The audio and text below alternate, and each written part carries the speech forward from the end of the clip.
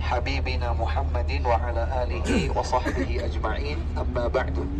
Jamaah Ramani 1446 Hijriah yang dimuliakan Allah Subhanahu wa taala. Inilah replika dinding yang menjelaskan kepada kita peristiwa bersejarah tentang Gunung Uhud. Sebagaimana tadi saya sampaikan, dari sini kita nanti akan mendekat ke area makam.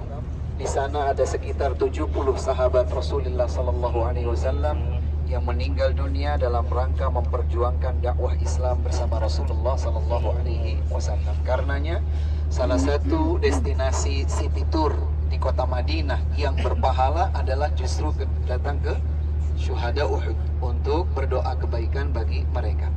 Baik, izinkan saya menjelaskan sedikit karena perjalanan tentang Gunung Uhud cukup panjang. Tapi setidaknya secara ringkas saya gambarkan ini. Di sini adalah Gunung Uhud. Posisinya dari Masjid Nabawi sekitar 4,5 sampai 5 km di arah utara. Di belakang itulah Gunung Uhud. Itulah Gunung Uhud. Di belakang kita. Memanjang sampai sekitar 7 kilo. Kemudian lebarnya lebih dari 3 kilo. Ke belakang lebarnya lebih dari 3 kilo. Dan tingginya sekitar 1 kilo lebih sedikit, 1 kilometer lebih sedikit. Baik Bapak dan Ibu sekalian, nanti mohon diperhatikan garis hijau ini adalah barisan pasukan kaum muslimin, yang ini berwarna orange adalah barisan kaum musyrikin. Kemudian yang titik hitam ini, disinilah posisi pembelotan kaum munafikin yang keluar dari barisan tubuh pasukan kaum muslimin. Baik, kalau di sini Masjid Nabawi, di sini Masjid Nabawi, arah kiblat itu ke bawah berarti ke selatan. Arah kiblatnya ke selatan, ke sini arah utara. Berarti baratnya di mana? Ayo, arah mata angin. Kiri kita. Barat di sini, timur di sini. Di sini utara, di sini selatan. Nah, kaum musyrikin berjumlah 3.000 orang. Terjadi pada pertengahan Syawal di tahun 3 Hijriah. Karena mereka kaum musyrikin ini kalah total pada perang Badr di tahun 2 Hijriah, maka mereka selama lebih kurang 13 bulan menyusun rencana untuk membalas dendam. Ya, maka dikumpulkanlah 3.000 pasukan dengan segenap harta benda yang mereka kumpulkan untuk membalaskan kekalahan mereka di perang Uhud ini. Sekitar 2 hari saja, kurang lebih, Rasulullah SAW mendapatkan informasi dari pamannya Al-Abbas bin Abdul Muttalib di kota Mekah bahwa kaum musyrikin sejumlah 3.000 orang akan datang kepadamu, wahai keponakanku, di kota Madinah. Mereka akan menyerang kamu dan para sahabatmu. Waktu itu Al-Abbas belum masuk Islam, tapi sayang kepada keponakannya. Hari Kamis surat tiba, hari Sabtu perang terjadi. Jadi peperangan hanya dipersiapkan oleh Nabi SAW sekitar 2 hari saja, dan terkumpullah pada awalnya 1.000 pasukan. 1.000 pasukan. Kemudian mereka bersepakat untuk melakukan perjalanan keluar dari tengah kota, bukan di dalam kota, tetapi keluar, yaitu ke area gunung ini sekitar 4-5 km. Sayangnya pada perjalanan dari tengah kota Madinah menuju Gunung Uhud, sudah sepertiga perjalanan keluarlah 300 kaum munafikin dipimpin oleh Abdullah bin Ubay bin Salul keluar dari pasukan kaum muslimin, membelot dan meninggalkan area peperangan. Maka dari 1.000 dikurangi 300 jadi berapa? Kurang lebih 700 saja. Bayangkan 700 melawan 3.000. Dikalkulasi sendiri berapa berbanding berapa. Baik. Kaum musyrikin dipimpin oleh Abu Sufyan. Abu Sufyan sebelum beliau masuk Islam.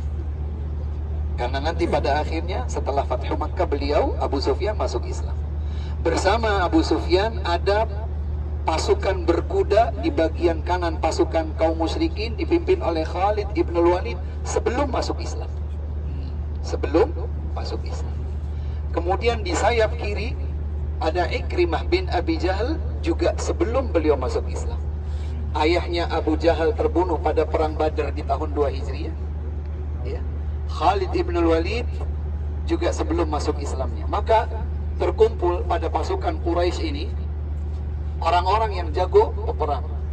Sementara Nabi SAW bersama kaum Muhajirin dan kaum Ansar, meskipun kaum Ansar adalah kaum yang biasa berperang lebih kurang 120 tahun perang saudara di antara mereka Banu Qailah, tetapi jumlah mereka tidak lebih banyak. Maka ketika keluar dari Madinah ke sini, Rasulullah SAW membuat strategi peperangan yang sangat jitu. Beliau menjadikan lokasi seperti ini, seperti gerakan tongkat yang saya angkat, kurang lebih seperti ini, layaknya tapal kuda. Jadi pertahanan dibentuk di sini, ya, supaya peperangan terjadi hanya dari satu arah. Karena kalau 3.000 melawan 700 lebih dari satu arah, potensi kemenangan lebih tipis. Maka dibuatlah strategi bertahan. Maka Rasulullah SAW memposisikan 50 orang pasukan di sini, disebut Jabal Rumad, yang artinya bukit pemanah. Di sini diposisikan 50 ahli panah dari 700 pasukan yang tersisa setelah pembelotan kaum munafikin di sini. Kemudian Rasulullah SAW berpesan kepada mereka, In ra'aitumuna takhtifuna at-tayr fala tabrahu makanakum hatta ursila ilaikum. Wa in ra'aitumuna hazamna al-aduwa wa awta'nahum fala tabrahu makanakum hatta ursila ilaikum. Pesan Nabi kepada 50 orang pasukan pemanah dipimpin oleh Abdullah ibn Jubair radhiyallahu anhu, Nabi berpesan, kalau kalian melihat kita bahkan sudah dicabik-cabik oleh burung pemakan bangkai, maka jangan kalian turun sampai aku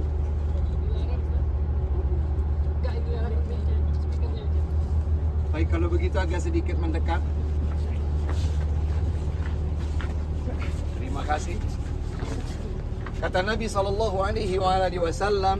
kalau kalian melihat kami di bawah sini sudah dicabik-cabik oleh burung pemakan bangkai sekalipun, jangan kalian turun dari posisi ini sampai aku utus seseorang untuk merintahkan kalian turun. Sebaliknya, kalau kalian melihat kami di sini sudah mengalahkan lawan sekalipun, kita sudah injak-injak habis mereka, juga jangan kalian turun sampai aku utus satu orang utusan kepada kalian, boleh kalian turun. Selama belum ada utusan, maka kalian jangan turun. Mulailah peperangan. Dari arah sayap kanan ada Khalid ibn Walid, kemudian dari sayap kiri ada Ikrimah ibn Abi Jahal, dan peperangan terjadi di waktu seperti sekarang, waktu duha. Posisi timur tadi di mana? Posisi timur di sini. Ini utara, ini selatan, Timur. ini timur. Timur. Ini timur, ini Barat. Pada saat serangan terjadi dari arah barat, matahari di mana? Di timur. Karena waktu duha. Menguntungkan kaum muslimin atau kaum musyrikin? Muslimin. Karena berarti mereka melihat matahari dan mereka tidak bisa memberikan serangan yang maksimal. Ya. Maka ini dibuat. Makanya pengaturan dalam Islam, kalau disebut manajemen misalnya, Islam tidak buta dengan manajemen. Penataan segala sesuatu yang membuat bisa lebih baik, maka itu diajarkan oleh Islam. Sampai pun dalam peperangan seperti ini. Maka kemudian peperangan pun berkecamuk. Bendera perang yang dibawa oleh kaum Quraisy itu semuanya dibawa oleh Bani Abdiddar. Bani Abdiddar adalah kabilah di suku Quraisy yang dipercaya untuk membawa bendera perang. Sebelum peperangan berkecamuk ada duel dulu. Ada duel ya, yang terjadi antara Hamzah bin Abdul Muttalib dengan Siba'. Saya lupa nama bapaknya, tapi yang jelas dia adalah utusan dari musyrik. Maka Hamzah tanpa menggunakan baju perang sedikit pun, dia bisa tebas Siba' sekali ayunan. Kemudian berikutnya adalah Zubair bin Al-Awwam, kalau tidak salah melawan Talha bin Abi Talha dari Abdiddar, dan juga dikalahkan. Ketika awal peperangan ini mulai membuat gentar kaum musyrikin yang jumlahnya 3.000. Kemudian terjadilah peperangan. Ketika terjadi peperangan, Khalid ibn Walid melihat bahwa strategi perang yang Nabi pakai sangat jitu. Karena ini artinya adalah pertahanan. Karena mereka tidak bisa ke sini. Karena ketemu dengan Harrah. Di sini adalah hamparan batu panas yang cadas di sini. Mereka juga tidak bisa dari sini. Ini ada perbukitan yang lain. Ini juga ada Harrah. Intinya Nabi SAW membuat pertahanan setengah lingkaran seperti tapal kuda. Maka satu-satunya celah yang Khalid ibn Walid lihat adalah bisa mengitari kemudian sampai dari belakang gunung ini, maka berarti serangan bisa terjadi dari dua arah atau lebih. Maka yang dipertahankan oleh Nabi di sini, wahai pasukan pemanah, semua yang akan melewati kalian dari arah sini panah. Di sini terjadi pertempuran, di sini ada pasukan pemanah, di sini ada pasukan pemanah dari arah yang berbeda. Maka kaum musyrikin 11 orang dari Bani Abdiddar yang biasa pegang bendera perang dari kalangan Quraisy semuanya tumbang satu persatu. Maka ketika orang yang ke-11 pegang bendera, ketika orang ke-11 menjatuhkannya dia tewas, tidak ada lagi yang berani mengambil bendera tersebut, takut kualat. Mereka menganggap bahwa itu adalah kesialan. Maka justru ketika bendera itu terjatuh dan tidak ada lagi yang berani mengambilnya, disitulah kemudian mereka lari. Terlihat panah ini, mereka berputar. Dari sini mereka juga berputar, tarik mundur. Namun Khalid ibn Walid radhiyallahu anhu waktu itu sebelum beliau masuk Islam adalah panglima perang yang sangat cerdas, maka beliau menunggu. Menunggu, tidak langsung pulang seperti yang lain. Beliau di sini menunggu. Mengincar kelalaian 50 orang ini. Benar saja ketika semuanya lari tunggang langgang, termasuk para wanita yang dihadirkan oleh kaum musyrikin untuk membangkitkan ya semangat mereka, semuanya terbirit-birit lari. Maka kemudian kaum muslimin bersorak. Mereka mengira kemenangan sudah mereka raih. Khalid ibn Walid bersabar di sini melihat dan memantau dari kejauhan. Dan ternyata 50 orang pasukan pemanah yang sudah dipesankan oleh Nabi untuk tidak turun, ternyata hampir 4/5-nya, ya 40 atau lebih, mereka turun. Sudah diingatkan oleh pemimpin mereka Abdullah ibn Jubair radhiyallahu anhu, wahai para sahabatku, kita sudah dipesankan oleh Nabi SAW jangan turun. Sampai ada perintah langsung dari Nabi alaihi salatu wassalam. Buat apa lagi wahai Abdullah bin Jubair? Perang sudah dimenangkan. Apain kita di atas ini? Itu saudara-saudara kita di bawah sudah ambil harta rampasan perang. Sudah selesai. Kita sudah menang. Diingatkan lagi, diingatkan lagi, diingatkan lagi. Tapi ternyata lebih dari 40 mereka turun dari sini. Disinilah kemudian difirmankan oleh Allah subhanahu wa ta'ala. وَفَشِلْتُمْ حَتَّى إِذَا فَشِلْتُمْ وَتَنَازَعْتُمْ فِي الْأَمْرِ وَعَصَيْتُمْ مِنْ بَعْدِ مَا أَرَاكُمْ مَا تُحِبُّونَ مِنْكُمْ مَنْ يُرِيدُ الدُّنْيَا وَمِنْكُمْ مَنْ يُرِيدُ الْآخِرَةَ. Kalian menjadi kalah, kalian berselisih, ada yang mau turun, ada yang tetap bertahan di atas, dan kalian bermaksiat, durhaka terhadap perintah Rasul sallallahu alaihi wasallam. Kemudian Allah menyatakan apa yang ada di dalam hati para sahabat. Minkum mayyuridud dunya wa minkum mayyuridul akhirah. Ternyata di antara kalian wahai para sahabat ada yang mengharapkan dunia, dan di antara kalian, dan itu sedikit, ada yang mengharapkan akhirat. Kata Abdullah ibn Mas'ud, demi Allah, seandainya aku diminta bersumpah, aku akan bersumpah.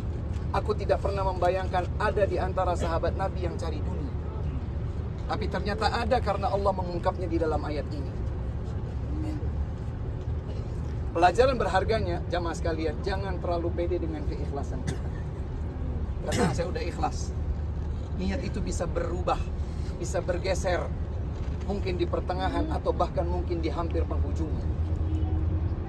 Senantiasalah menjaga keikhlasan dalam niat hati. Para sahabat saja, manusia terbaik yang berguru langsung dari Nabi SAW sempat terbuai.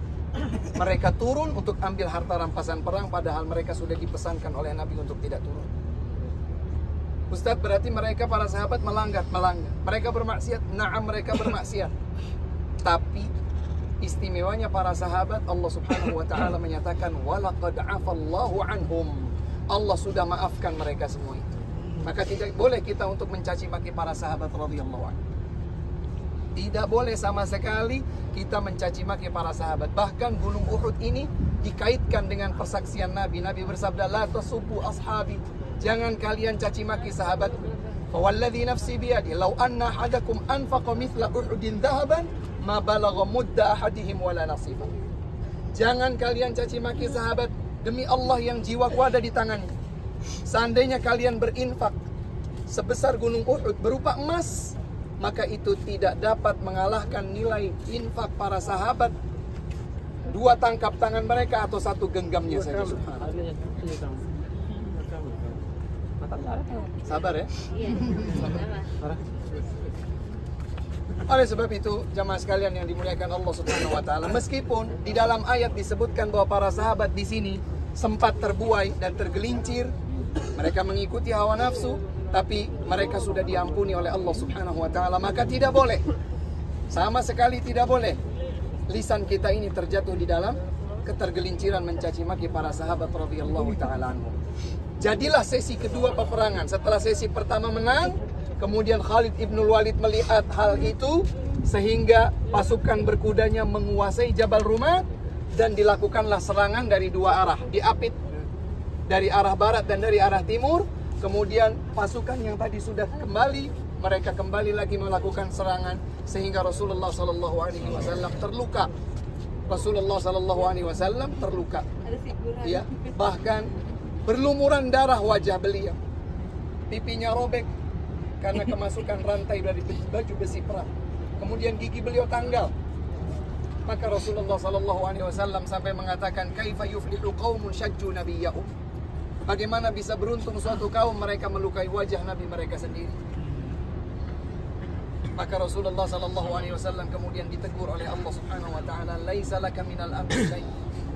Ini bukan urusanmu wahai Muhammad. Allah berikan hidayah, Allah akan azab siapapun, itu adalah hak prerogatif Allah Subhanahu wa taala. Karenanya benar saja Abu Sufyannya, Khalid ibnul Walidnya, Ikrimah ibnu Abi Jahal berada di barisan terdepan, semuanya masuk Islam. Radhiyallahu ta'ala anhum jami'an. Pelajaran berharga yang lainnya, jamaah sekalian, agar kita tidak menyelisihi pesan Rasul sallallahu alaihi wasallam. Jangan sekali-kali kita berbenturan dengan pesan Rasulullah sallallahu alaihi wasallam.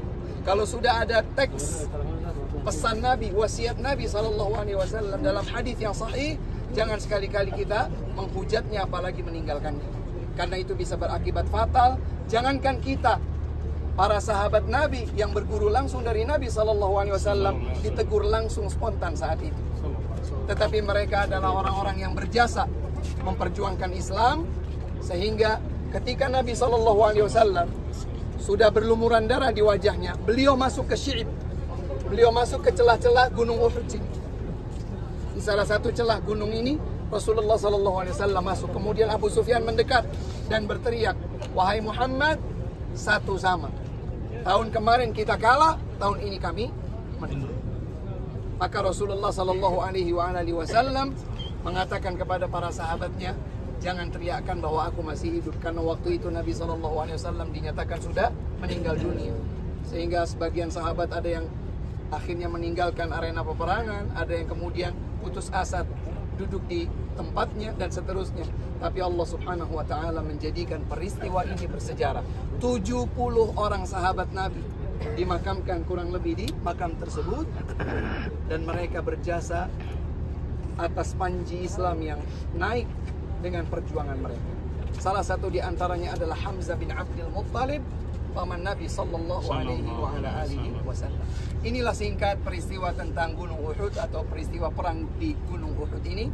Kemudian selanjutnya insyaallah kita akan mendekat ke area pemakaman para syuhada untuk mendoakan kebaikan bagi mereka. Doanya tidak terpimpin, silakan sendiri-sendiri, yaitu doa yang diajarkan oleh Nabi sallallahu alaihi wasallam. Assalamualaikum ahlal diyar minal muslimin wal mu'minin wa inna insyaallahu bikum lahiqun. Yarhamullahu al-mustaqdimina minna wal mustakhirin. Nas'alullah lana wa lakumul afiyah. Saya akan sekedar mengucapkan untuk memandu saja, tetapi tidak memimpin Bapak dan Ibu sekalian untuk berdoa. Boleh diulang 1-2 kali dan lebih daripada itu. Demikian wallahu taala a'lam, wabillahi taufiq, wa akhiru da'wana alhamdulillahi rabbil alamin.